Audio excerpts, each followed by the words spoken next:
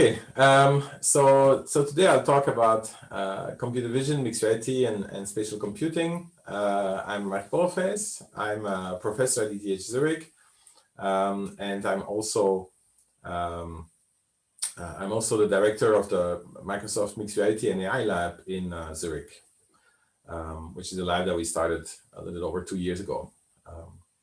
And so we're particularly focused on mixed reality products at Microsoft. And so that's also what I'll talk about HoloLens 2, our mixed reality services, and the research that we do in that space. And so this is why it fits within the research track of this conference. So first, maybe a bit of context. Is Microsoft and many other companies in tech very interested in mixed reality and related technologies? Well, we really see it as a third wave of personal computing. The first wave is, personal computers like the laptop I'm presenting from now. These are computers made to manipulate digital information, process information, and so on, but they have little connection to the real world around them. So they're purely digital, essentially. The second generation personal computing devices are essentially mobile phones. Those are devices that actually works computers. It's more complicated to manipulate digital information on them. However, they're always with you, and they do start having some context of the world around you. In particular, most smartphones these days, most mobile phones have GPS, for example. This allows you to this limited contextual awareness allows you to better assist you in some tasks. Pre-smartphones, I would use to print out how to go from A to B. I would have a printout and I would try to follow the instructions. And if somewhere along the way I got lost, that was it. It was hard to get back on track. With a smartphone, the smartphone can automatically adjust because it knows where you are. If you get off track, it can recompute the road automatically, the trajectory automatically, and it can adjust and better assist you, essentially. But for the rest, it's still quite limited somehow how much awareness of the environment it has. If we go to mixed reality, we're now talking about devices that have a number of sensors built in, that have a lot of awareness of the environment, a lot of awareness of what the user himself is doing. And also, so on the one hand, they can much better assist the person in the user in the task that he's trying to perform. Also, instead of being limited and provide an indirect view of the world by looking, even if you do augmented reality on a phone, you actually don't see the world being augmented. You see an image of the world being augmented, which is not at all the same. And so with mixed reality, you can actually, instead of having a small screen where you have to interpret what's going on, you actually can place pixels everywhere in the world on top of the real world. So these different things together, also the fact that you can have very natural user interaction and so on, those are the key aspects that make mixed reality much more powerful, really completely new personal computing paradigm. And that's why, a lot of people are excited about it. Okay, so here's a video. It's still from HoloLens 1, but I think it gives a good idea of what mixed reality is. Holograms look and sound like they're actually part of the world around you. That is mixed reality. With Microsoft HoloLens, holograms are viewed through the holographic frame centered in the middle of your view. This preserves your peripheral vision, so you can move freely and connect and collaborate with the people around you. Holograms in mixed reality don't block out what you can see and hear. This enables you to engage with digital content and tools alongside the objects in your real world. Holograms can be world-locked in a physical location, so you can walk around them, or they can travel with you. You can even hear them in 3D with spatial sound. Microsoft HoloLens is the world's first fully untethered, self-contained holographic computer. With the mixed reality experience of HoloLens, you can stay in the real world and interact with real people as you simultaneously explore 3D in 3D. Okay, so this gives you an idea of what mixed reality is and the type of things it can do.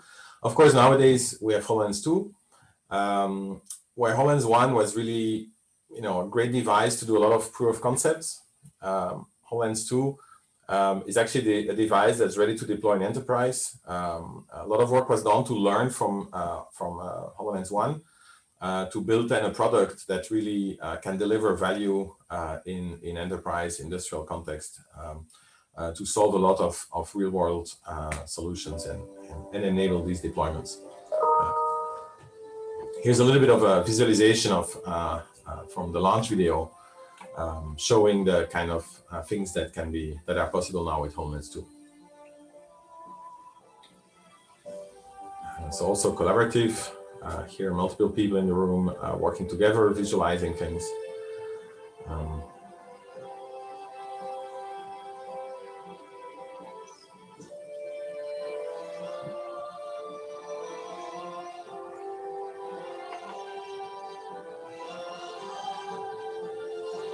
Okay, let me skip this. So now let me lift the veil a little bit on what was all needed to build a device like HoloLens 2. And I'll focus in particular on computer vision technology. I'll also highlight a few of the other critical things. Here, you can actually see all these cameras actually in the real setup. I don't know if you can see my cursor here, but in the real setup, people would wear a cap. This was actually about measuring the shape of the head to make sure that HoloLens would actually fit, would fit most people's head across a broad demographic, both Caucasian and Asian heads and so on all have slightly different shapes. And so making sure that the device would fit nicely. Also, it's using carbon fiber to be lighter. It's, a lot of tests were done to make sure that the device would actually, resist being dropped, et cetera, et cetera. This was early simulations of the frame. Notice that the HoloLens 1 had a sensor bar, as you see on the bottom left, which allowed all the sensors to be rigidly attached. But this was a metal bar, relatively, had some weight associated with it.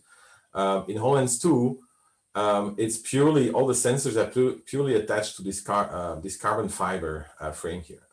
All the metal here is just for testing here, for simulating the weight of the device falling.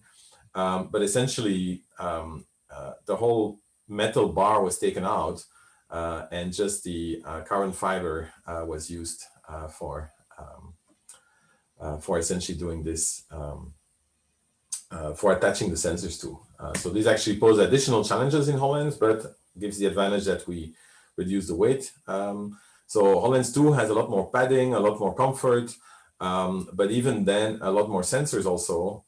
But even then, it's actually lighter, slightly lighter than HoloLens 1, but it's much, much, much more comfortable. The main reason being that the center of gravity moved from somewhere here, so a device that would pull your head forward with most of the weight in front, to a device where the weight is balanced by having the batteries and part of the compute in the back here, as you can see. If you look at HoloLens, the hardest design criterion, the biggest constraint on building a device like HoloLens is really the thermals. So if you look here, this is essentially the device in tests when it's powered to simulate how this was during the development of the device as early test to see how well the heat would be distributed and the cooling systems actually did what they were supposed to do.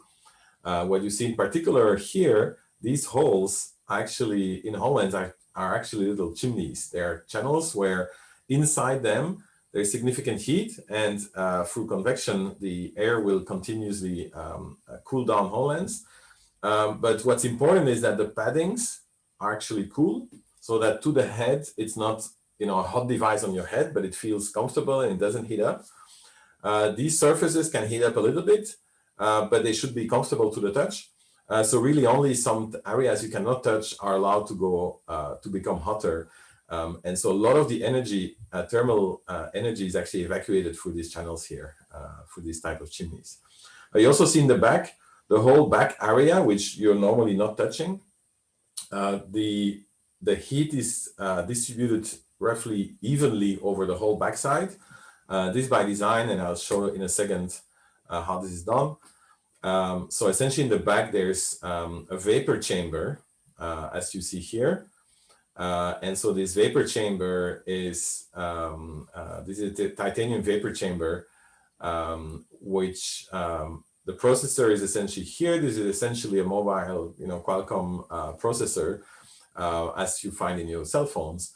And the energy will very quickly be distributed, or the heat will quickly be distributed through this vapor chamber over the whole backside, so that it most efficiently uses the surface area of the device to keep itself cool. Okay, this is actually really hard. So the form factor, a small device on your head that is passively cooled. So we don't want fans, of course. You don't want some ventilation devices near your ears. So this is actually super hard to build a device that does all the stuff that's happening in HoloLens. So think if you play AR games on your phone, you will quickly feel your phone really heating up in a way that becomes uncomfortable, if you would hold it against your head or so. So a device like HoloLens can run the same type of things and much more for hours at a time without heating up. So this is actually quite a challenge.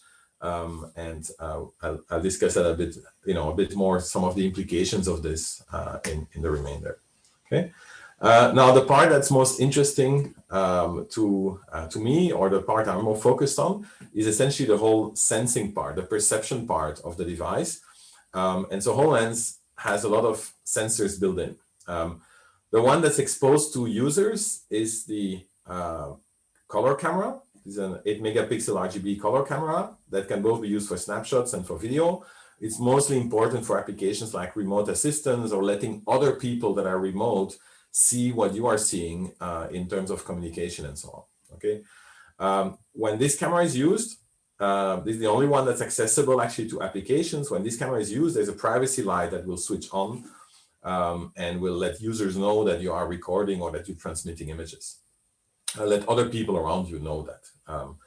But the other sensors, which are critically needed for the device to operate, there the actual sensing data is not accessible to applications to preserve privacy and for security reasons. Okay, except in very special mode where to enable research, and I'll discuss that. I'll come back to that.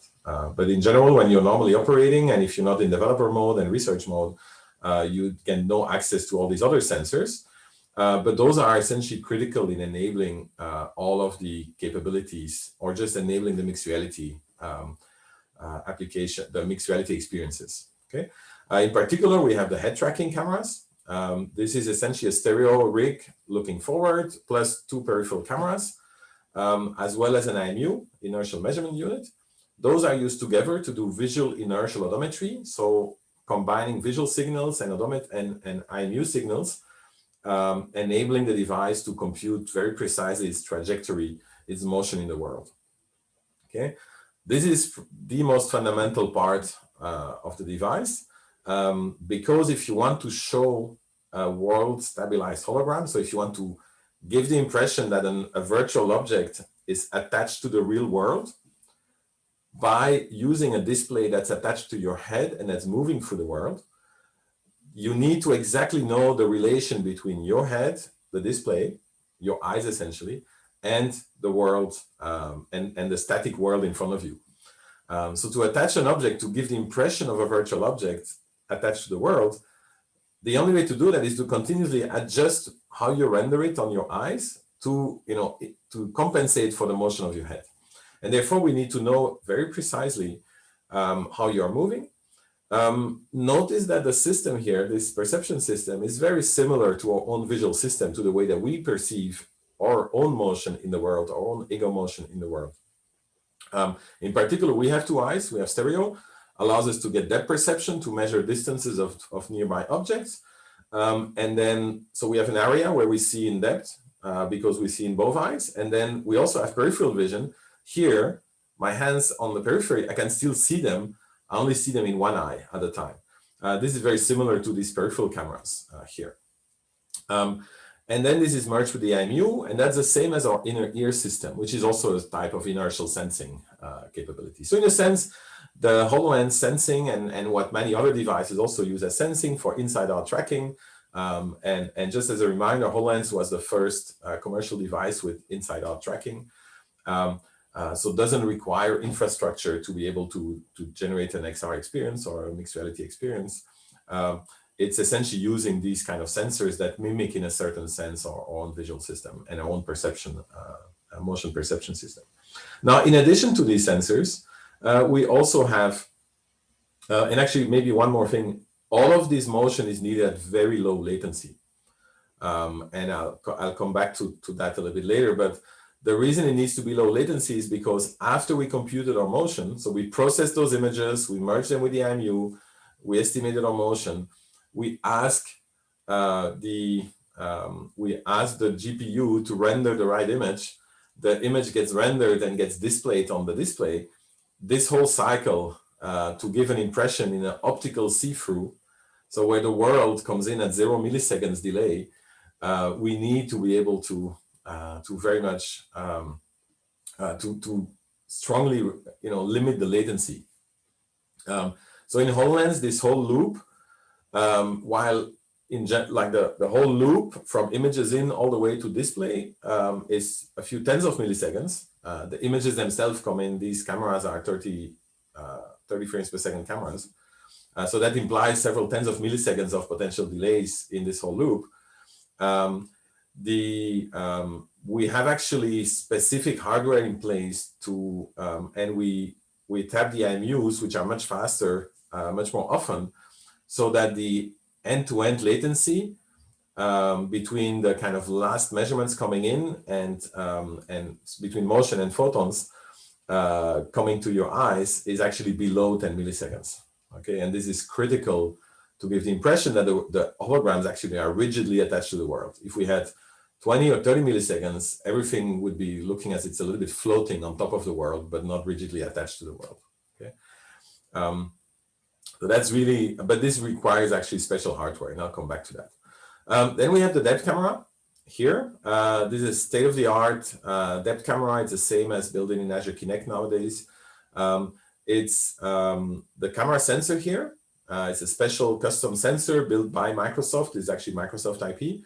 And then 2 illuminators. There are 2 illuminators. Again, this is to optimize the energy consumption. Okay, so these lights are not 100% efficient. Therefore, there's also heat dissipated here by those illuminators. This is active time of flight. So it illuminates the scene, and then the reflection gets observed by the sensor here. And because both are steered from the same clock, this is modulated light. And so we send out a modulated pulse, and we perceive the modulated pulse, and what we measure is the phase offset. And then we do that multiple times, and this allows us to determine the actual distance for every pixel, the distance from the camera to the scene along the ray for that pixel. It's 1 megapixel, so we can do 1 million measurements at the same time. And the camera has different modes. One of them is wide field of view. It's for hand tracking, so you can put your hands pretty much anywhere in a wide field of view, and you can track this is allowed to track the hands. But of course, hands can only go so far, so they can only go to about 1 meter away from the person. And so we don't need to project a lot of energy. In this wide field of view, we project a relatively limited amount of energy so that we can see up to about 1 meter out. And then there's another sensor, another illuminator that projects lights. It projects it in a more narrow beam, not wide field of view, but more narrow, but it projects it up to several meters out. This is used for surface reconstruction. Also, the environment is assumed to change very slowly, if it changes at all. So we can scan at a more relaxed pace. On HoloLens is 1 to 5 frames per second of depth in the long range. But the hand tracking, if you want to detect gestures and things like this, you actually need to do that at a much higher frame rate. And so one illuminator sends a lot of energy out, up to 5 to 7 meters or so, but in a narrow beam and a few times per second. The other one, wide beam, so more energy, more spread out, less far, but many more times per second, up to 45 times per second actually, to track the hands. Okay. Then next set of sensors is the IR cameras, infrared eye cameras. These are these two cubes here, small cubes. They are cameras that look at your eyes. And we'll discuss why this is important. This has multiple uses, both for human computer interaction, for tracking your eyes and using that in the interaction with the information with the computer, but actually also to calibrate the display and to authenticate you, to do biometric authentication, so to log you in based on reading your iris. And then, of course, there's also microphones. There's actually 5 microphone array. There's 3 microphones up here that sense the sounds and the noise in the environment. And then there's 2 microphones somewhere down here that are very close to your mouth. And so we can recognize, we can actually separate environment noise from what the person is saying, meaning that even in a very high noise environment, 19 dB environment, we can still understand what a person is saying, even whispering to the device, and also avoid confusion of having somebody else say something and the device misunderstanding that and taking it for a command from the person. So lots of stuff here, lots of sensors. All of these, as I mentioned, need to be processed in real time just to deliver the experience on HoloLens. Okay, so there's actually, Microsoft had to develop its own ASIC. This is the central part here of this board. Its own ASIC to be able to do all this processing in real time for hours at a time on very low power. Okay, the whole HoloLens device consumes less than 10 watts of power because it can actually not dissipate more than 10 watts of power. And so that's a limit. Otherwise, the device would keep heating up beyond what is, what's comfortable. So it has a full envelope of less than 10 watts. That means that for actually all this processing, we have a small fraction of these 10 watts is actually dedicated to this processing, because the display is actually quite power hungry, and many other components, the application processor in the back consumes power, et cetera, et cetera. Actually, there's very little power left to actually do all of these real-time computer vision processing and sensor processing. Okay, this HPU, this holographic processing unit, which is Microsoft developed ASIC to enable the mixed reality experiences, has a number of DSPs in place that do all the different computer vision workloads, a deep neural network, AI core built in, and also so-called LSR, late stage reprojection capability here to hide the latency. Essentially, the way it works is we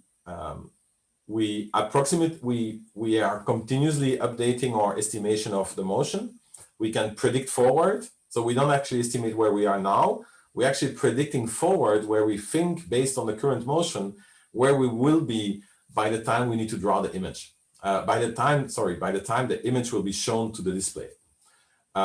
So we predict, let's say, a few tens of milliseconds forward based on the camera images being processed.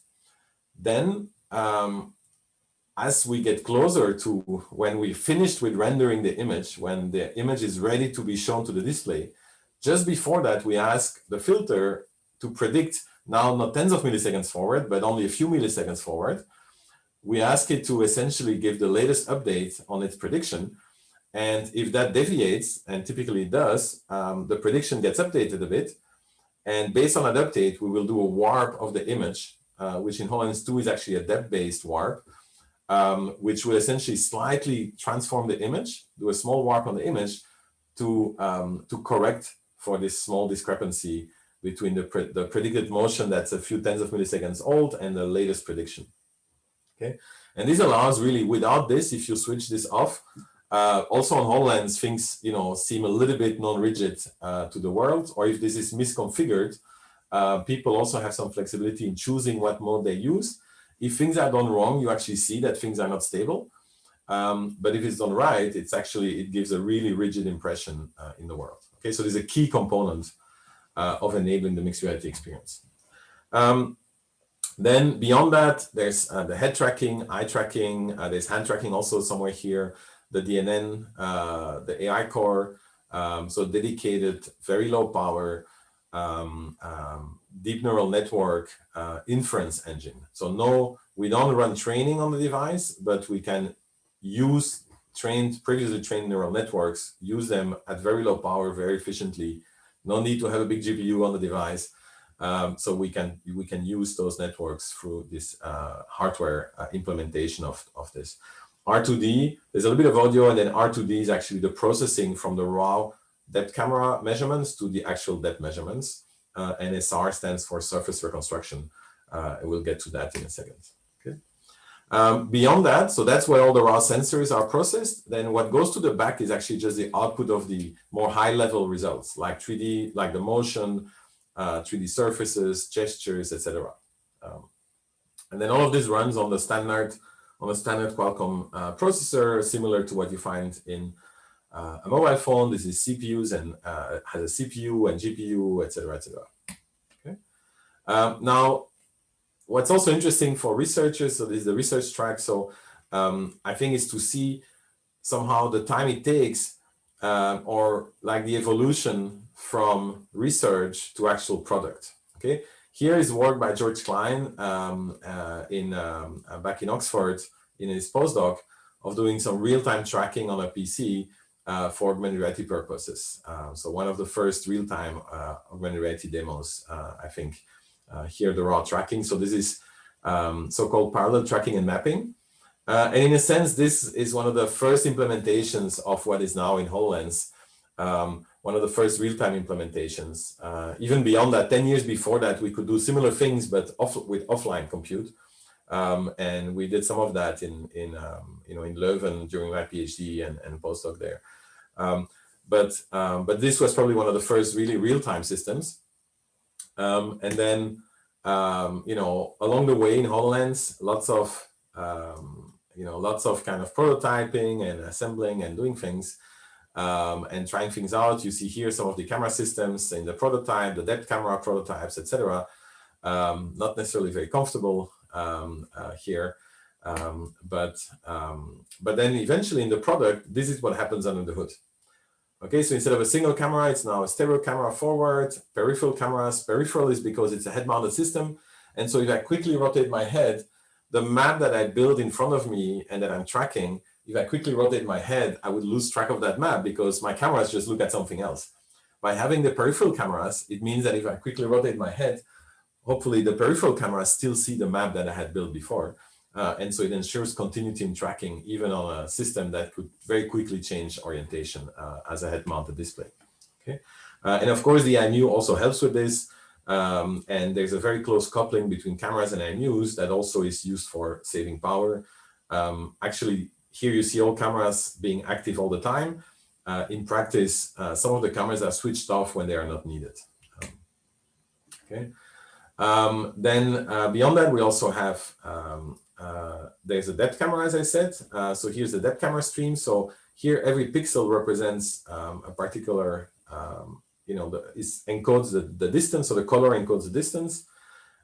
Here you see actually, the measurement is actually made by having this infrared spotlight. So in the infrared domain, you don't see that, but in the infrared domain, it's like a flashlight that illuminates the scene. And that's the image you see here. But so many of those images get recombined into essentially a depth here. Okay. The reason this is happening all the time is that in the background, we actually build up something as you see here. This is also building on things, on results from research that, from 96 with Curlis and Levoy, and then was refreshed with the Kinect Fusion results in 2010, 2011, in terms of real-time 3D reconstruction.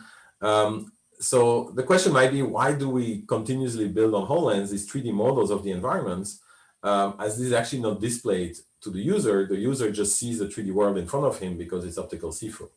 Okay. The reason that we have to do this is to enable the virtual holograms, the virtual content, to really mix and to interact with the real world. If I place a hologram, I would like to naturally be able to place it on top of surfaces and not somehow place it and then realize it's like halfway inside an object and create visual conflicts. I would like also holograms to be able to automatically, navigate, walk on the environment or do things like this. So for that, I do need the geometry of the environment. I also needed to be able to do occlusions. If I had placed a hologram behind this chair, when I'm looking from this viewpoint, I want the hologram to partially be occluded by the chair. So also there, I need a geometry to be able to do that properly. Okay. Now, if you're doing this anyways, while you walk around in the background for HoloLens, HoloLens is doing this all the time essentially, you can actually also leverage this for other purposes. For example, for spatial mapping of the whole facility that you would have used the device in as you just walk around. As a byproduct, you essentially get a type of digital twin of the environment. With HoloLens 2, we can also leverage this DNN coprocessor to essentially get us like this semantic understanding of the scene. So the surfaces can also be labeled. So like in this case, blue corresponds to HoloLens thinking that this corresponds to ground, purple is for seats, red is for walls, etc. And so as we walk around and observe the scene, we can start labeling and understanding which parts of the scene correspond to which semantic elements. And so build an experience that's more appropriate and matches better the environment. Here's also showing the reconstruction at larger scales, and then using this semantic information, we can actually get this kind of 3D floor plans of the world, or extract 2D floor plans out of this, all of this automatically from the data collected from the device. Then beyond observing the environment, HoloLens also tracks what the user is doing to enable interactions. You see some examples here. If you look under the hood, this is what happens. This is essentially the 3D camera now observing the hands in the wide field of view mode. The training actually all happened from synthetic data, which you see here. This allows the deep net to, which again is kind of this hardware implementation of it, essentially can find the hands left and right, can label a number of key points, a number of key regions, and this information can be used to initialize a 3D model, which you see on the bottom right. And so there's a combination of deep neural nets to get the initial pose of the hands, and then geometric computing that uses the Dept camera, now the geometric information precisely to really adjust precisely the exact pose of the hands. And this is happening essentially 45 times per second to get very low latency, very precise motion of the hand. And then this can be used for applications like this here. Here you see the person, you see it actually slightly misaligned. That is because it's rendered from the viewpoint of the actual eyes and not from the viewpoint of the camera, which is up here. Okay?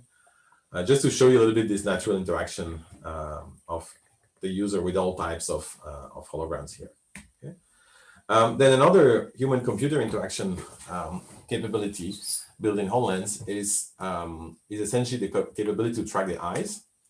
As one example of the application here for reading a text.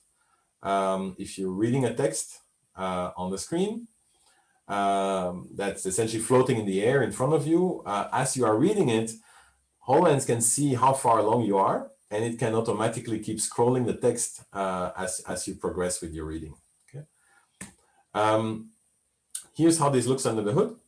There's actually a number of infrared LEDs mounted along the rim here of the HoloLens display. And those reflect on your eyes. You don't see this. This is very low power infrared light. Infrared is something you don't see. It's low power, so it's not problematic in any other way either. The infrared cameras essentially can see your eyes and see the specific specular reflections on your eyes of these LEDs, which allows a very precise determination of the location of your eyes in space. And then by finding the iris, you can compute very precisely where the person is looking. Okay. As I said, you can actually also read out the iris. The iris here around the pupil, and so do biometric authentication on reading both irises here. Okay. Then here's an example if the video plays. Okay, so I'm not sure why it's not playing. This was, sorry for that, this was an example of the video, an example video of the combination of eye tracking and hand tracking together, which enables kind of nice and intuitive interactions. Digital model is here's then a few applications of HoloLens in the world. We're leveraging the Azure GPU stack because there we can compute all the graphics in the cloud and then stream just what we need to the HoloLens. Today, Howden is pulling ThingWorx data that's operating on an Azure IoT cloud environment, and it's overlaying that information through mixed reality.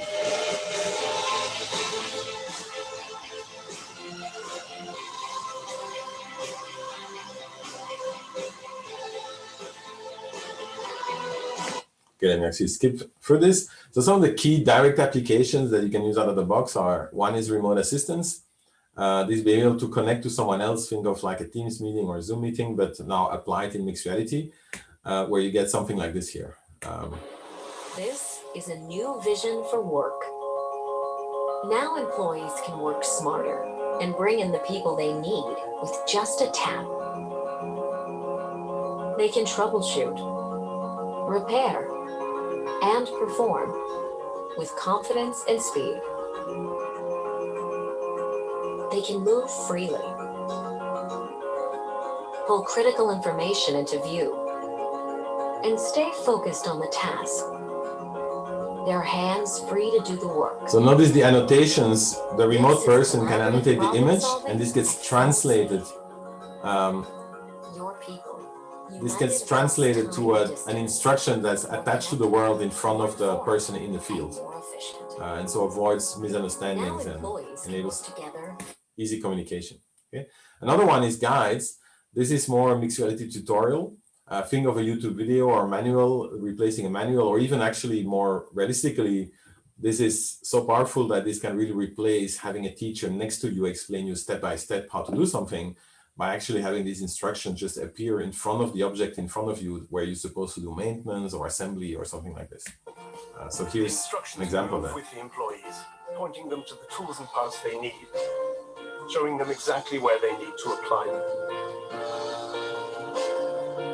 Employees get up to speed faster, with fewer errors and more confidence. A simple glance moves them through the instructions, meaning their hands are free to do. Okay, let's skip this. This is another example. This is for the Orion spaceship that's supposed to go to Mars at some point. These are Lockheed Martin, where they use this to help people working on this to really make things more efficient. And that allows us to place content within the environment. Being able to see the same design together and look through different options allows us to make those decisions more quickly. Okay. Now, currently, HoloLens can display all this information. It's actually not really today understanding what the user is doing in the real world. So it can track your hands when it does holograms. It's actually not necessarily really understanding when you are manipulating the real world. It's really made to manipulate holograms in empty space. But so we're doing some work in the lab in Zurich to actually try to make these type of guides type scenarios more intuitive. So here's an example where you can just, on HoloLens, you could record one person doing the action and essentially like a YouTube tutorial, but record like the equivalent of that in mixed reality. So we subtract out the background, the object, because when you are trying to learn this, you should have the object, the real object in front of you. So we're just recording actually the hands as a type of 3D video, and we can play step by step these instructions. But what we're really aiming for is essentially being able to understand from video content how like different actions. So let me go quickly through this. So this is recent research that was published last year at one of the top computer vision conferences that will interpret an RGB video into a hand pose, an object, recognize the object you're manipulating and find the object pose, and also find what you are doing with that object. Okay, it's all using deep neural nets. And here's essentially the system in action. This is the input video, so it's only using this data. It's recognizing the pose of the hand and of the object, and this is the 3D interpretation of that action. And also notice the labels here, so it's closing a juice box, etc. So this is some of the results. So this would allow to make HoloLens in a sense smarter and being able to better follow along what you're actually doing. Of course, this is still early research, So there's, but we believe that in mixed reality, it's going to be critically important if the device is to help and assist you, that the device can actually understand semantically the actions that you are taking, the things you are doing in the real world, not only how you are manipulating virtual holograms. Here's some follow-on work of that. This was the same conference, CBPR, this year, with one of our interns, essentially allowing us to work with a lot less data and be a lot more efficient with data so that we can train with less examples. And so you see, we get quite good results with essentially identical with about 10% of the data, still pretty good with about 1 in 40 in terms of data. It starts degrading the color here. You see it's not, not the errors start increasing if you go really too low in terms of data. Besides, so as I said, like actually, oops, in HoloLens, this is our depth sensor module. This is also recently built in the Azure Kinect development kit, which combines essentially a whole sensor package, depth camera, color camera, microphone sensor array, and inertial measurement unit all in the package, and enables all kinds of similar applications instead of having a head-mounted camera sensing display, also have that. So why I mentioned it here is because we actually use it also for some ground truth captures here.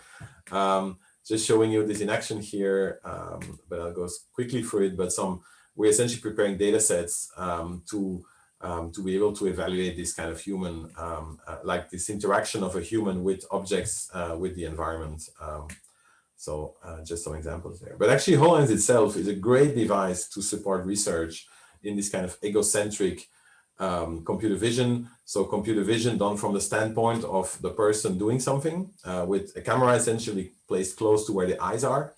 And so HoloLens is perfect for that. Here you see research mode. This was on HoloLens 1. Here's some applications of some colleagues at Microsoft Research that use 3 cameras here to do recognition of people and poses of people. The project was there to assist blind people or people that have problems seeing, to be able to tell them who is in front of them, like who they're interacting with and so on, to facilitate that. Here's actually HoloLens 2 now also has a research mode, and all of the extra capabilities of HoloLens 2, of course, combined with these raw sensor streams, gives a quite powerful computer vision research platform. Here you see actually we also expose the IMU now. We have the different depth cameras as well as the grayscale cameras. All of those become accessible through these research mode APIs. Here's one very naive kind of application of this fast depth camera that looks at the hands, combined with the color camera, and showing that as a video capture here. Essentially, you can get to these type of research data sets. You can, from HoloLens sensors, you can get the 3D reconstruction of the environment. Here, color applied to it, also from the HoloLens sensors. Then this represents here where the head is. So this is the head motion, the coordinate system of where the head is, or the device is. And then you actually see the cyan line, and the cyan dot represents the gaze of the person, where the person is looking in the world based on eye tracking. And then you also see the hands showing up when the hands are in the field of view. And so obviously you can make very interesting research data sets just from recording all of this from HoloLens. Okay, so beyond the device itself, the device is connected to the cloud. And there's a number of capabilities. So HoloLens itself is, of course, it's a full computer that you wear on your head.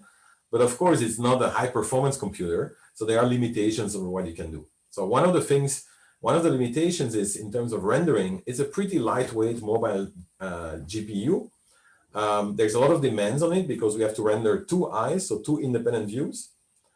We have to render that at least 60 frames per second. So that's 120 frames per second rendering. So it means we can't render something that's super complex without artifacts or so on HoloLens itself.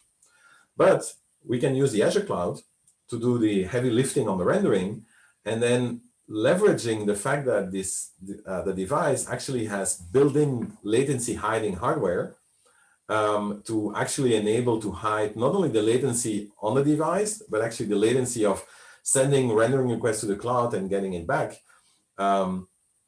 to actually get also be able to get a good experience there.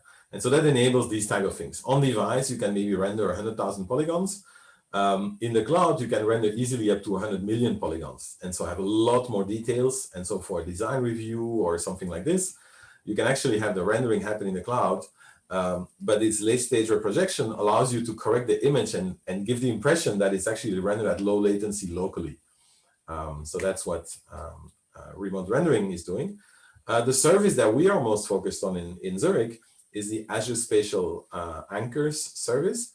This is a service that allows different devices, different HoloLenses or different HoloLenses and other augmented reality enabled devices, enables those to share coordinate systems. So if you want to share an experience and you want one person to be able to point somewhere to a hologram, you want other people in the room to be able to see through their experience where that the person is pointing to the same point, that they actually have the same spatial understanding.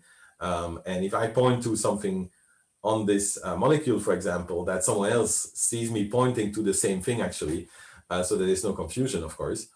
So there's sharing coordinate systems, then there's also persisting coordinate system. If I go in a factory and I annotate everything and I place all the information in the factory, of course, next time someone goes there, he should be able to find, at least if he has access to this, he should be able to find all the things in the right place.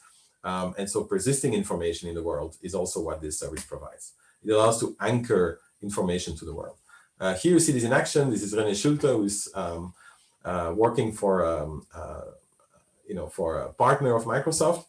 And so at Valorem, Reply, and here he placed an anchor with his phone and then retrieved it with the HoloLens. So he's actually wearing a HoloLens here, but also holding his phone, and he shows how you can consistently get the same object shown up in augmented reality on both displays.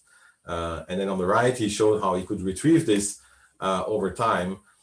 This was actually used in the back for Minecraft Earth, which is a game developed, it's a Minecraft version that you can play in the real world. This was me playing in Zurich here with my phone. And in the back end, this was actually using Azure Spatial Anchors to be able to have people share and play together in the real world. Now, the kind of longer term kind of big effort there is really to enable these type of scenarios. Smart factories where you place information and you can retrieve information consistently in the right places and access IoT data and other things. Here's an example of Trimble. Trimble actually has its own version of HoloLens 2, but adjusted to be built in a helmet. Here's actually another company that we work with. So they go to the job site, even if they go with different HoloLens device, even if they go with iOS. Where in this case, they're essentially visualizing the plans of an Azure data center in situ, so that the people that work there can get the full context, can see what's supposed to be built, can make sure that it makes sense in the real space. And so essentially all up, reduce errors and improve efficiency. And so this uses also these Azure Spatial Anchors to attach these kind of construction models to the actual space, which is great to see errors, or mistakes in the planning in advance before you actually build out the thing. Okay. So how does this work in the back end? Conceptually, HoloLens, just to operate, needs to build a map of the environment it's traversing. Okay? This is just for HoloLens itself to function, or any other device that's kind of a SLAM-enabled device, simultaneous localization mapping based device. Typically, that map stays on the device. Now, if you want to have multiple devices share information, you have to move that data to the cloud. And so all the devices can move their mapping data to the cloud. But then essentially, as soon as you start having coverage, you can actually in the cloud assemble a bigger map of the environment. Okay? Here's an example of that. This was about 100 different sequences, captures, a few minutes, all merged together into essentially a full coverage or almost a full coverage of this full large-scale building on the Microsoft campus, just by walking around with HoloLens, essentially. At the same time, we're also doing research in the space of do we always need this kind of 3D point representation of the environment to enable 6 degrees of freedom localization? Okay. Some of our recent research also here allows us to enable 6 degrees of freedom localization, so to enable what the AR cloud, enables people to do. So relocalize and share information attached to the world, but do it in a privacy preserving way. So on the left here, you can see that this is somebody's bedroom, and you can kind of recognize the different objects that are there and so on from the point cloud. There's actually research that shows that you can actually invert this back, back to almost something that looks perfectly like the original image. On the right here, you see a representation that's just a spaghetti, combination of lines in all directions, like a Mikado. But this representation actually still allows to know exactly where the camera was located, but doesn't allow you to interpret the scene from the data. So here's actually one of our recent results in the area where we can really build a full reconstruction and preserve privacy. So the classical method from this representation can extract from the features, can invert back to the original, something that looks like close to the original images. Not perfect, but you can start recognizing kind of the scene. While on the right here, you see that our method doesn't allow that. So let me play this short video. Modern structure-for-motion systems are able to accurately and robustly reconstruct even large-scale scenes from noisy internet datasets. However, previous methods generally assume unrestricted access to all input data and complete control of the reconstruction process. With new commercial applications such as augmented and virtual reality and autonomous vehicles, the architecture of the system changes. Instead of running the full pipeline locally, many independent agents collect data and share it with a backend service to process the information. This leads to concerns about data protection, as images can contain a lot of privacy-concerning content that users don't want to share. Although SFM algorithms usually don't require raw images as input, but extracted features instead, these features generally contain enough information to reconstruct the input images with high accuracy. For our examples, we use work by Peter Luger and others that was presented at CVPR 19.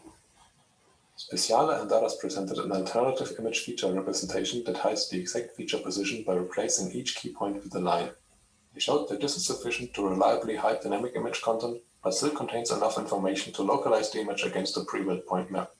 We build upon their work and present the first full structure-for-motion pipeline to generate these maps with the same image content protection. Our main contribution consists of a new relative pose estimation method from line features and 4 views with known gravity. Additionally, we combine existing solvers for pose estimation and point triangulation from line features with an adaptive bundle adjustment into a full reconstruction pipeline. We demonstrate the practical applicability of our methods on multiple internet image collection datasets and provide comparisons to the standard SFM pipeline. The shown images are feature inversions from either the extracted image features for standard SFM or from projected 3D points in our line-based model.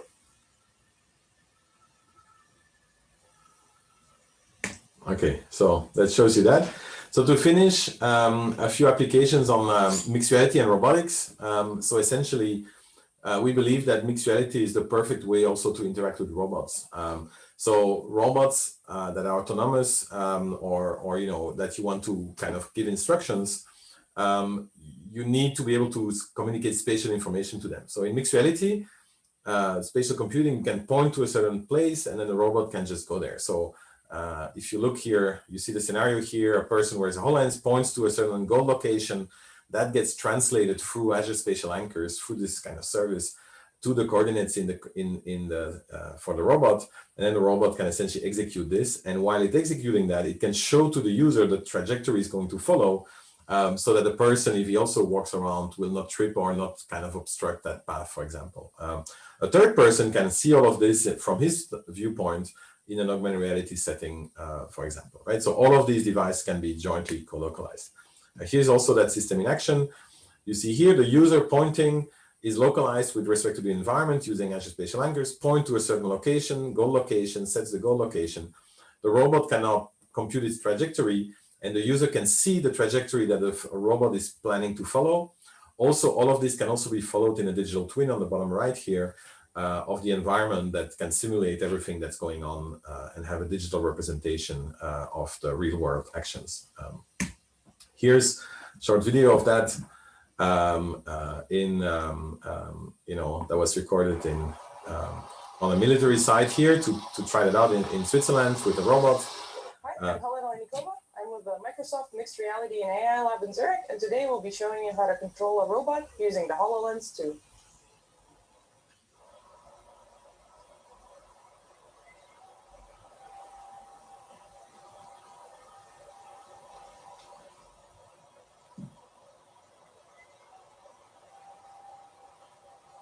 Okay, so the robot gets instructions, know where it is with respect to that, know where the person stands, and so when the person waves to come here, the robot knows where here is in his coordinate system, thanks to his Azure Spatial Anchor service. Okay. If you actually want to learn more about this, there's a tutorial actually this week. This is freely available. IROS is actually free this week. So this is all freely available, and if you're interested, you can actually study this. This is actually the teaser video for this.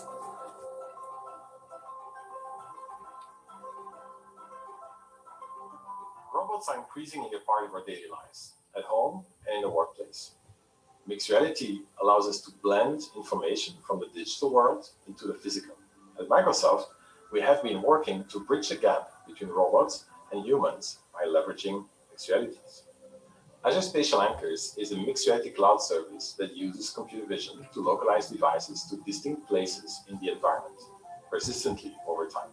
These spatial anchors can be shared between Android, iOS, and HoloLens devices to anchor holographic and digital content to the real world, or to give all agents a common coordinate system.